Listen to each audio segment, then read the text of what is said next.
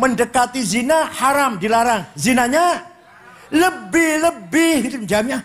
Zinanya ini namanya aulawi. Apa namanya?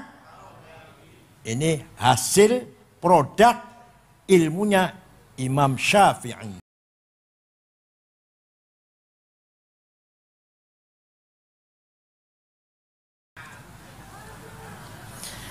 Akal harus dipakai. Akal ulama ada dua.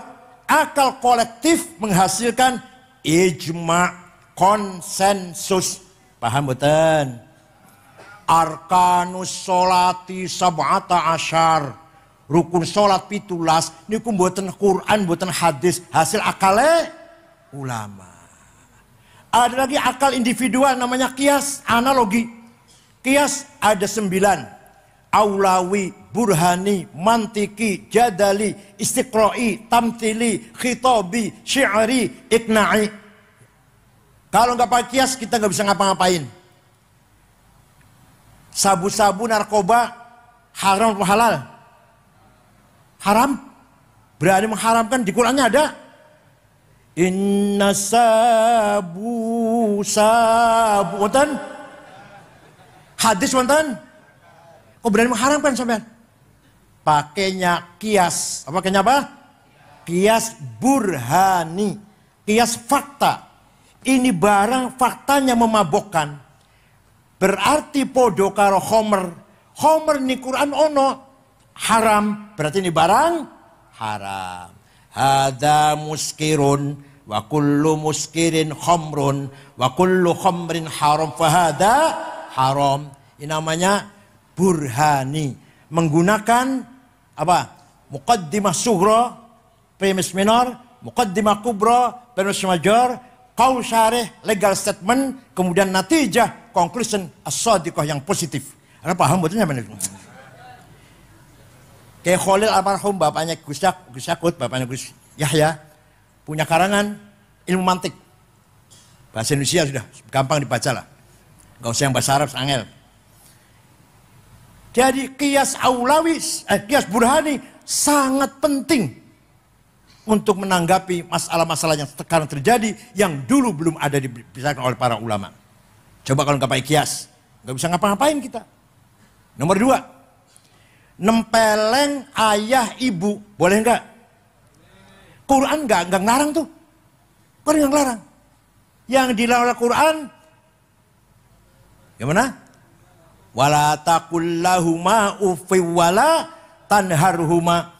Kamu jangan ngomong kasar pada ayah ibu, kamu jangan bentak-bentak ayah ibu. Kalau gitu kita masuk rumahnya ayah ibu, nggak usah ngomong, nggak usah bentak, tempelengin aja.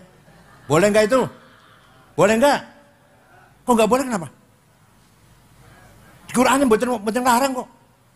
Pakai kias aulawi. Kias apa namanya? Kalau nempeleng, kalau bentak saja haram, ngomong kasar saja dosa, lebih-lebih fabil aula nempeleng. Paham boten? Wala taqrabuz zina innahu kana fahisyatan wa sa'a sabila.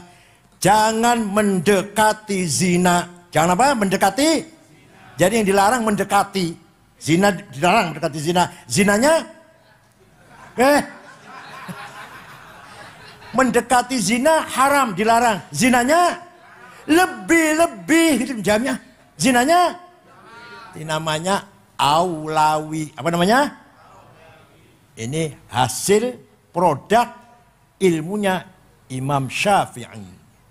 Kalau nggak pakai ijma, nggak pakai kias, kita nggak bisa praktek ibadah. Dengan ijma dan kias itu melahirkan ilmu yang sangat penting, namanya ilmu fikih. Ilmu apa namanya?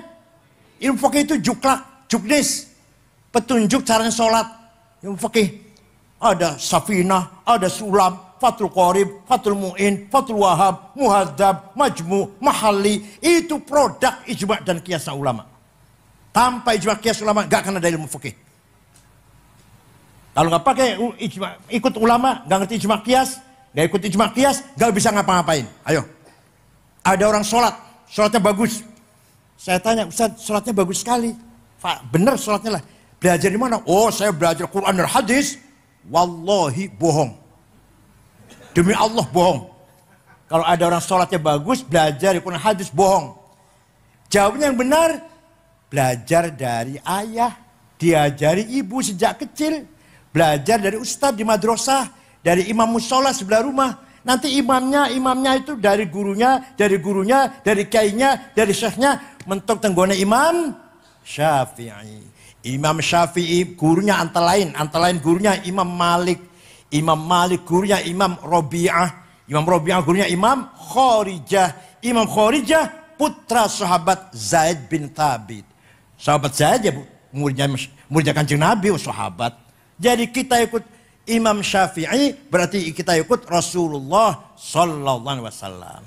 Paham mboten? Jasanya luar biasa mboten? Kalau tidak ada usul fikih, nggak mungkin akan lahir ilmu fikih yang ambrek-ambrek nih mboten bakal wonten. Itu baru saya contohkan bab sholat, belum bab yang lain-lain. Ya Allah. Mudah-mudahan santri Rembang semuanya paham tentang usul fikih dan fikih. Dan harus paham pula dengan ilmu mantik. Sebelum usul fiqh, ilmu mantik dulu. Paham pula maqulatul asyarah, kategori 10. Dulu saya ngaji, ada kitab namanya Ja'az Zaidun. Kitab cilik, Ja'az Zaidun. Di antara dalam kitab Ja'az Zaidun ada maqulatul asyarah. Kiainya mboten paham. Ya maklum. Zaidut tawilul abyadu ibnu maliki. Fi baitihi bil amsi kana muttaqi biyadihi saifun lawahu faltawa fahadihi maqulatun ashrun sawa. Zaidun utaiman Zaid itu atowil wonge dhuwur, al abyadu kulite putih, Ibnu Malik anake Man Malik, fi baitin jero omahe bil amsi wingi kana muttaqi tongkrong. Biadi saifun tangan nyekel golok, lawahum bengkok akan sopo Zaid ing golok, faltawa mau dadi bengkok opo golok. Paham betul? Waktu itu saya gak paham. Setelah sekarang saya paham, ilmu penting sekali itu. Namanya maqulatul asyarah, kategori 10. Zaidun esensi, at-tawil quantity, al-abyad quality, Ibnu Malik relasi, bil amsi times. Fi baitihi place, kana muttaqi posisi, biadi saifun tangan golok to have, lawahu aksi, faltawa reaksi. Paham? Siapa itu? Siapa orang itu? Oh itu Gus Dur. Seperti apa Gus Dur itu orangnya? Apa kualitasnya? Kehebatannya apa? Hubungannya apa dengan orang lain? Kapan? Di mana? Gus Dur presiden. Kapan? Tahun berapa? Di mana? Di Indonesia. Posisinya kuat apa enggak? Posisi namanya karena mutaki. Biadi saya pun tangannya Gus Dur nyekel golok artinya apa? Punya aksi apa? Punya kekuatan apa? Gus Dur itu sudah punya kekuatan, kemudian aksinya seperti apa? Kalau udah beraksi dengan kekuatan itu, reaksinya seperti apa? Itu namanya kategori 10. Paham boten? Dipesan harus diajarkan dan gurunya ngajar harus pandai menjelaskannya. Wa ma kanal mu'minuna liyanfiru kaffah. Orang NU, orang santri jangan semua jadi DPR. Artinya jangan semua jadi tentara, jadi polisi, jadi ASN. Harus ada yang khusus diem tafakuh fiddin. Falaula nafara min kulli firqatin minhum ta'ifatul yatafaqahu fiddin wal yunziru qaumahum idza raja'u ilaihim la'allahum yahdharun. Harus ada santri kiai yang duduk di pesantren khusus tafakuh fiddin. Enggak usah anggota DPR, enggak usah jadi ASN, enggak usah jadi polisi, enggak usah jadi camat, enggak usah jadi tentara. Paham boten? Lihat tafakuh fiddin agar mendalami ilmu agama. Kalimat menggunakan fi'il mudhari. Fi'il mudhari itu zamannya hal dan istiqbal. Artinya apa? Memahami agama harus kontekstual. Harus cara yang nyambung dengan situasi sekarang, kebutuhan sekarang. Harus kontekstual. Faslun fil hiwalati. Pasal ini menjelaskan letter of credit. Itu mana gitulah. Faslun fil syuf'ati. Pasal ini menjelaskan bursa saham. Faslun fil salami. pas menjelaskan inden, fasufim murabahah, profit sharing, gitu loh. Kayak ini nganggo sarung, gak usah pakai celana dalam, tapi malah nih kitanya seperti itu. Hebat banget, hebat banget. Itu namanya kontekstual namanya. Pakai sarung kayaknya, gak usah pakai celana dalam. Tapi mengartikan istilah-istilah Fathul Qorib dengan istilahnya sekarang berlaku. Supaya keren. Hewalah. Ojo, Fathul Hilawati pasal ini menjelaskan ligeran. Yopo ligeran. Fissalami. Apa? Tempo ya? Tempo. Apa leh? Fisyuf'ati ngejogi rego. Yopo ngejogi rego.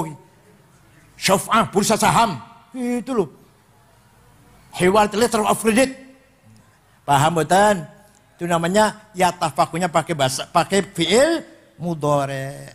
Waliyundiru qaumahum, dan setelah pintar, setelah alim, setelah tafakuh fiddin untuk membimbing umat, menasihati umat, mendidik umat. Liyundiru juga pakai fi'il mudhari. Artinya apa? Metode dakwah, metode pengajaran harus up to date. Dakwah tidak cukup menjadikan ceramah. Dakwah tidak cukup menjadikan khutbah, tabligh, tapi harus dikuasai digital, medsos, Google, YouTube harus kita kuasai. Paham betul? Alhamdulillah. Ya walaupun bukan ciptaan kita, tapi alhamdulillah di YouTube sudah banyak diisi oleh kita nggih. Gusmus, ceramahipun Gusmus wonten, ceramahnya Habib Umar Mutahar kata, Habib Lutfi nggih wonten, kula elek kula ya wonten lah kata. Mung sayange jenengan golek ceramah kula teng YouTube, wes pun ketemu, dirungake lah 1 jam tapi ros setengah jam ta.